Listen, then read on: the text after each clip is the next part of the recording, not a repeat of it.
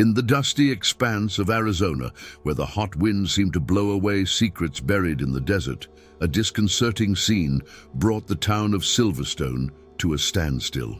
It was late afternoon when Sheriff Henry Callahan, a man with a hard face and eyes marked by longing, saw a young woman stagger onto the horizon.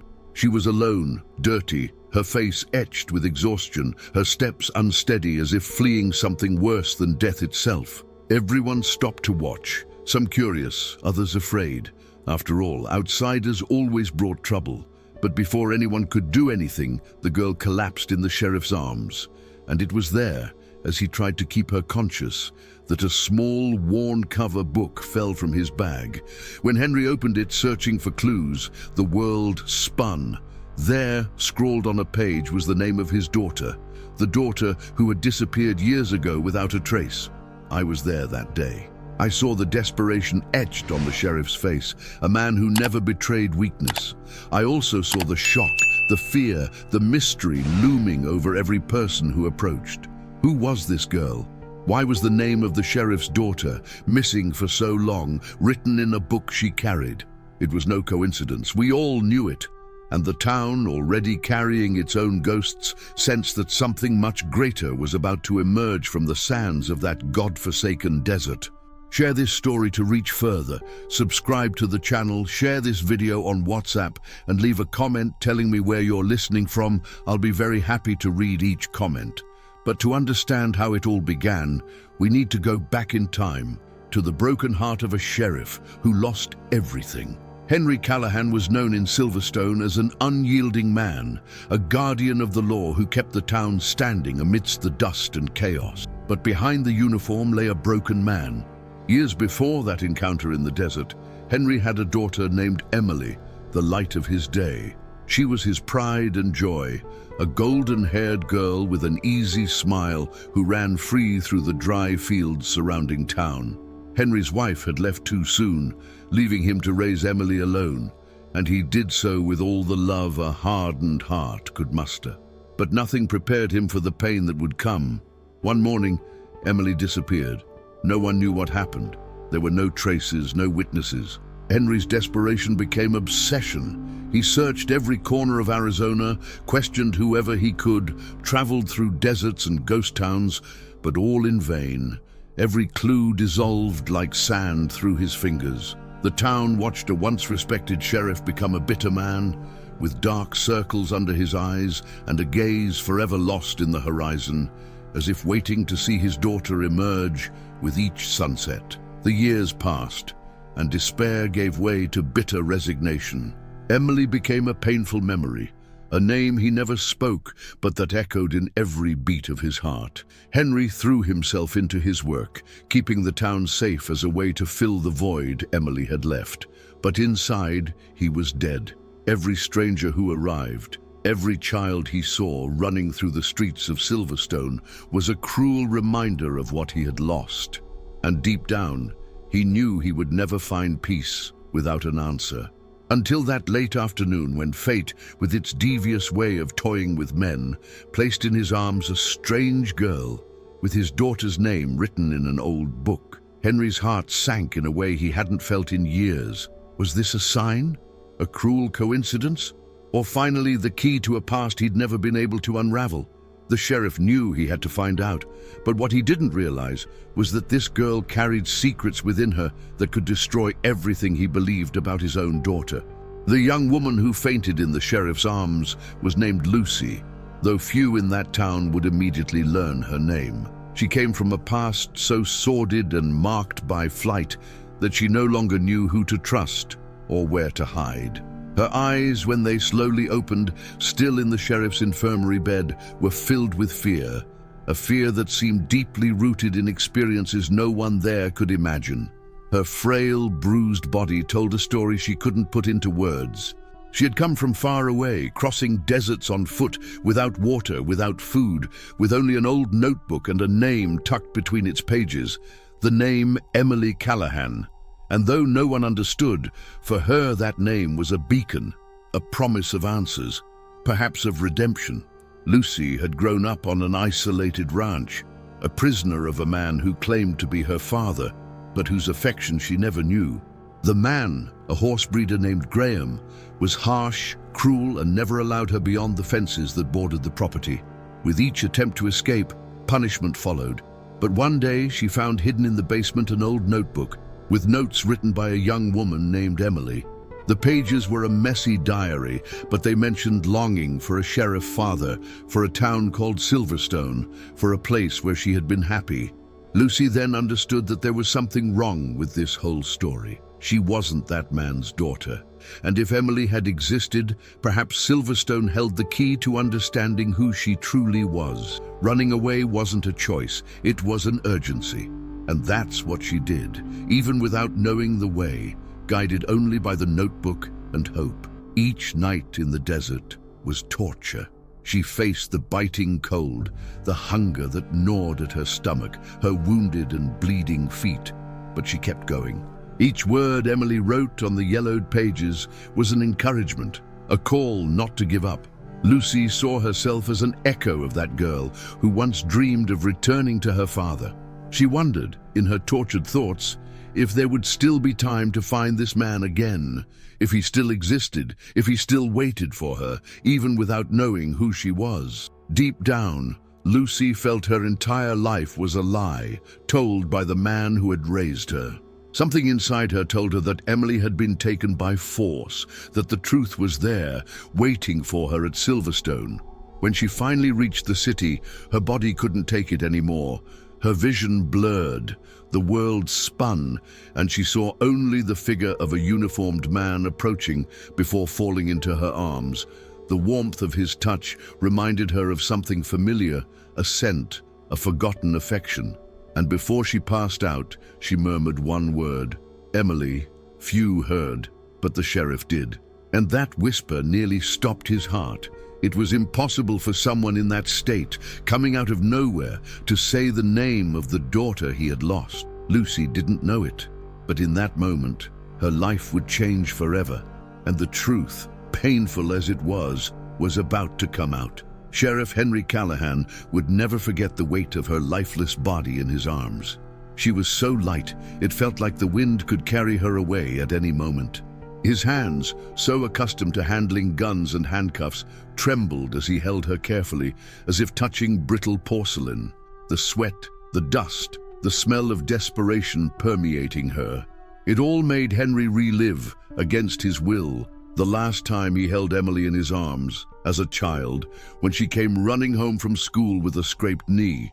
He screamed for help, but no one seemed to know what to do with this stranger who had simply appeared out of nowhere and collapsed before the sheriff. In the rush to get her to the infirmary, the small, worn-cover notebook fell from her pocket. Henry grabbed it instinctively, never knowing what he would find there. But as he flipped through it quickly, the world stopped. Amidst the scribbles, meaningless sentences, and yellowed pages, the name Emily Callahan was there, written tightly, as if each letter were a cry for help. This couldn't be a coincidence. He flipped through the pages with sweaty hands, his heart pounding so loud it seemed to echo in the empty room. Each entry held a clue, a memory of Emily, as if she were still alive in every word. Henry felt his legs weaken, the past coming back with force to pull him off the ground. When Lucy woke hours later, she was lying on a simple bed, her face clean, fresh water beside her, and a heavy-eyed man sitting across from her. The sheriff didn't say anything right away. He just watched her, trying to find some familiar trait, something that said, "This is my daughter," but everything about her was unfamiliar. Lucy, opening her eyes, saw the sheriff's badge embroidered on his shirt, and in a fit of unsure what to do, tried to flee. But her body didn't respond, too weak to obey. And then Henry spoke for the first time. "Why is my daughter's name in your notebook?" The silence was crushing. Lucy stared at him, her eyes wide, her chest heaving with fear and surprise. She hadn't known she'd see the sheriff so soon, hadn't known he was still alive, waiting. She tried to mumble something, but the words wouldn't come. She wanted to tell him everything, tell him about Graham, about the ranch, about the lies. But the fear of not being believed, of being rejected, paralyzed her. The sheriff leaned in, his eyes welling up for the first time in years, and whispered, "I'm sorry. Where is my daughter? What do you know about Emily?" And there, in that small room, began a game of revelations that would change the destiny of both of them forever. Sheriff Henry held the notebook as if it were a sacred piece, a lost artifact that connected him to the daughter he had lost sight of for so long. Each page was a mixture of hope and torment. He ran his fingers over Emily's name, written over and over with a force that nearly ripped the paper, as if the girl who had written it were trying to cry out for help, even though she had no voice. There were descriptions of an isolated ranch, of a man named Graham, of dark, cold nights when Emily dreamed of returning to Silverstone, to her sheriff father who had always protected her. Henry read and reread those words, trying to piece together a puzzle that time had scattered across the desert. Meanwhile, Lucy lay there, staring at the ceiling, powerless to escape or even explain. She heard the rustling of pages, the creaking of the floor beneath the sheriff's heavy boots, and fear grew within her. She knew the truth was too heavy a burden, but there was no hiding it anymore. When Henry finally stopped reading, he approached her with a firm gaze and a quiet plea in his voice. "Tell me the truth, girl. Have you seen my daughter? Do you know where she is?" Lucy felt her throat dry, but she knew the time had come. She slowly turned her face and in a small voice replied, "I don't know if she's still alive, but I found what's left of her." Those words were like a blow to Henry's chest. The ground seemed to disappear beneath his feet. What did what was left of her mean? Lucy, weak as she was, began to tell him through tears and pauses. The ranch, Graham's imposing figure, the constant fear, the punishments. He said that one day, rummaging through the dark basement, he found the notebook hidden under loose boards, protected by an old cloth. Emily had lived there, trapped as she herself had been. The notes spoke of escape, of missing her father, of Silverstone, but they also stopped abruptly. Lucy never found Emily, only her traces, but the conviction burned in her chest. That story was not over. Henry listened in silence, every muscle in his face tensed to keep from crying, to keep from exploding. He tried to imagine his daughter, so small and sweet, trapped in a place like that. Anger toward Graham, a name he'd never heard before, grew like fire inside him. But at the same time, something about that fragile, determined girl made him believe she wasn't just a messenger of fate. There was an invisible link there. Lucy then, with difficulty, pulled out her notebook and pointed to a last, almost illegible entry from Emily. "If I don't come back, meet me in the heart of the desert. Daddy, I love you." And those words, like a distant echo, broke the sheriff's heart completely. The next morning, Henry woke before sunrise. He couldn't sleep. Lucy's words and the pages of the notebook throbbed in his mind like a drum that wouldn't stop beating. He sat on the edge of the bed, hat in hand, eyes fixed on the lightening horizon. The pain of not knowing if Emily was still breathing or if her last words were a final goodbye gnawed at his soul. And more than that, fate had placed Lucy in his path, a missing piece of the puzzle that still didn't paint the whole picture. He knew he had to return to the desert, find this Graham, find out what really happened on that damned ranch. Meanwhile, Lucy woke up, still weak but determined. She knew carrying that notebook was a heavy burden, but it was also a calling. Every line Emily wrote was an unanswered cry for help, and now she was here, facing the father Emily so fondly remembered. Lucy carried guilt too, guilt for not having escaped sooner, for not having found Emily in person, for having taken so long to reach Silverstone. She felt like the weak link in the story, but seeing the sheriff's determined gaze, she understood that together, perhaps, they could finally uncover the truth. When Henry returned to her room, his expression was different. Determination etched on his face, the notebook tucked under his arm. He didn't ask any more questions, just said, "You're going to take me there. We're going to find out what happened to my daughter." Lucy nodded, knowing the path would be dangerous, that the ranch was far away and the desert was treacherous. But there was something greater than fear now. There was an implicit promise that this journey wasn't just about finding Emily, It was also about giving meaning to Lucy's own existence. So, on that dry, warm morning, the two set off into the unknown. A sheriff hardened by grief, a girl scarred by survival, both guided by an old notebook and a name that should never have been forgotten. And as they rode under the merciless sun, Henry couldn't stop thinking, whatever it takes, I'll bring my daughter back, even if it's just her memory. The desert wind seemed to respond in whispers, as if the sands held too many secrets waiting to be revealed. The journey to the ranch, lost in the heart of the desert, was more arduous than Henry had imagined.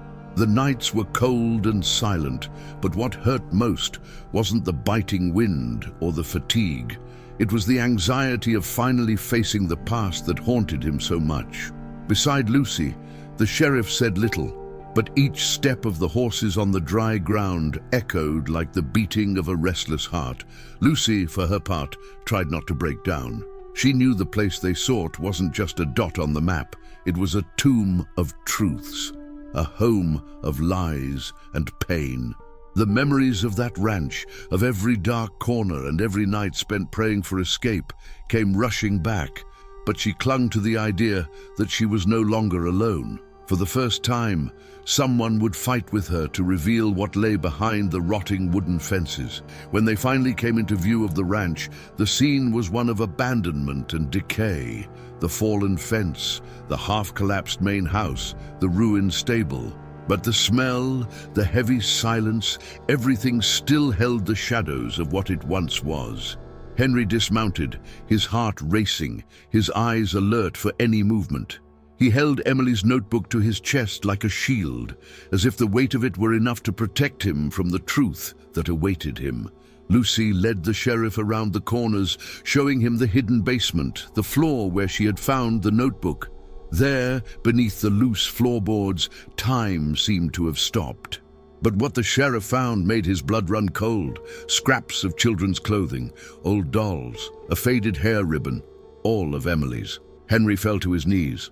This wasn't just a basement. It was a mausoleum of tortured memories. He held the hair ribbon with trembling hands, recognizing it immediately. He himself had given it to his daughter on her 8th birthday. The pain came like a punch, a ripping through his chest. Fat tears flowed uncontrollably. Lucy knelt beside him, her face drawn but firm. And it was then that the past revealed itself in all its cruelty. Graham, the cruel old man who had raised her as his daughter, had been Emily's kidnapper. He had kept her prisoner, creating a charade, hiding her existence from the world. And Lucy, unknowingly, had grown up in the shadow of this crime. Rage overtook the sheriff. He wanted revenge. He wanted justice. But Graham was no longer there. The old man had died years before, alone, burying with him the secrets he never confessed.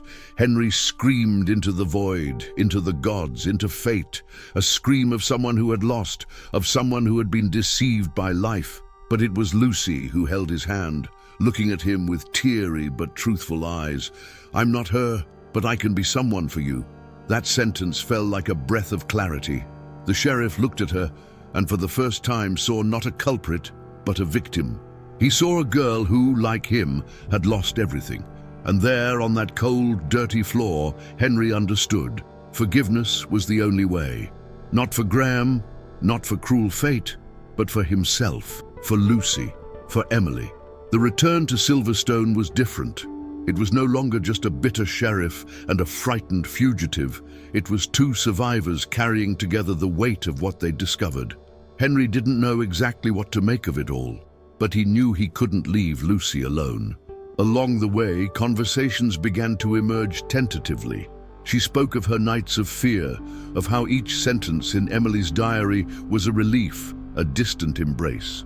Henry listened silently, but each word she spoke of carved a hole in his hardened chest. He began to see Lucy, not just as a link to his lost daughter, but as a young woman who had been as stolen as Emily. She was a reflection of what a man's wickedness can do to an innocent heart.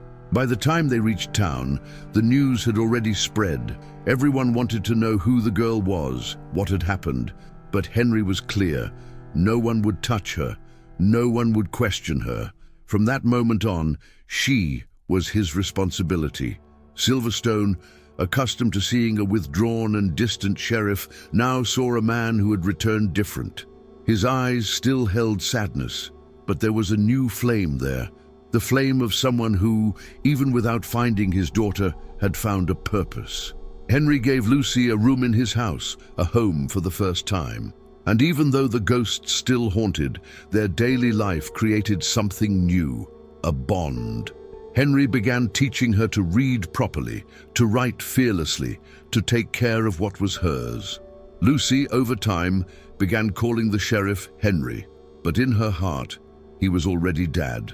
They established a simple but meaningful routine: hot coffee on cold mornings, reading Emily's notebook on quiet afternoons, walks around town at dusk.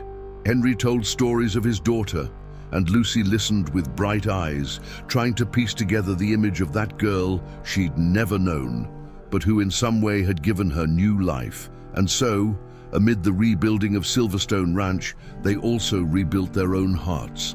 Lucy learned that blood doesn't define family. What defines it is love, care, the embrace that welcomes without asking where you came from. Henry learned that grief never disappears, but can be transformed into something beautiful, into a new beginning. They both healed, one step at a time, unhurriedly, knowing that time had already taken a toll on them. Now it was time to live each moment truthfully. Time in Silverstone passed with the delicacy of a gentle breeze that gradually clears the cloudy sky. The town, once marked by curious eyes and judgment, learned to see Lucy no longer as a runaway, but as the sheriff's daughter, because that's how Henry treated her, because that's how she learned to feel. The days were simple, but each one carried a weight of redemption. Lucy grew there, not in age, but in soul. She learned to care for the house, the garden, the little things that life offers like hidden gifts. And Henry, who once lived with his eyes downcast and his heart locked away, now smiled when he saw her laugh at the little things, when he saw her sit on the porch with a book in her hands, or dance alone to an old radio. But fate, ever attentive to details, still had one last letter in store for them. Years after that journey to the ranch, one morning, a stranger arrived in town. An old wanderer, covered in dust and with a choked voice, was searching for the sheriff. He brought news, fragments of a past no one imagined reliving. He said that long ago he had met a young woman who had been Graham's prisoner, a blue-eyed girl who always spoke of her father, a sheriff in Silverstone.